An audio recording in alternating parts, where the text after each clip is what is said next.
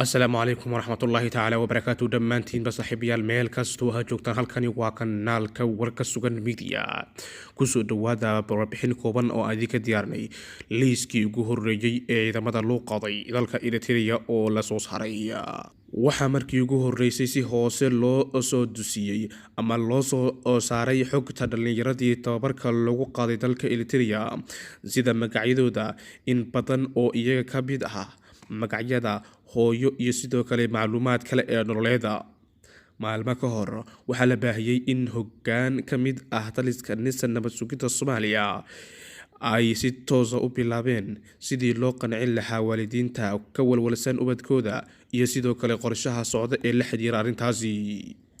labadii maalin ee la soo dhaafay taliska nabad sugidda Soomaaliya waxa ay ogolaadeen in la bixiyo xogta dhalinyaradani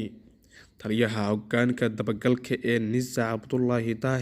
Cabdullaahi Dheere ayaa soo saaray oo xafiisyada kale ee dowladda in la gaarsiiyo amray liis ay magacyada dhalinyarada la qaaday iyo sidoo kale macluumaadkooda ay ku xusan yihiin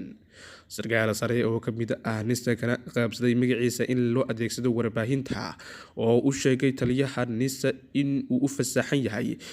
isla markaana uu haysto ruqsad taliyaha NISA Fahad Yaasiin iyo ku-xigeenkiisa kulane in xogtaani la fasaxo isla markaana la bixiyo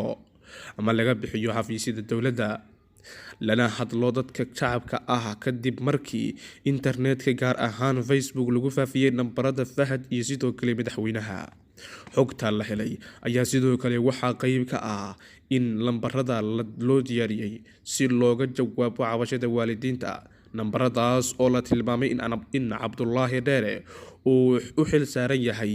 sidii waalidiinta ugu jawaabi lahaa magacyada iyo sidoo kale macluumaadka liiska ku jira ee dhalinyaradani ayaa sidoo kale waxa ay ka mid yihiin kuwo dhashay 2002 taas oo ka dhigan in ay yihiin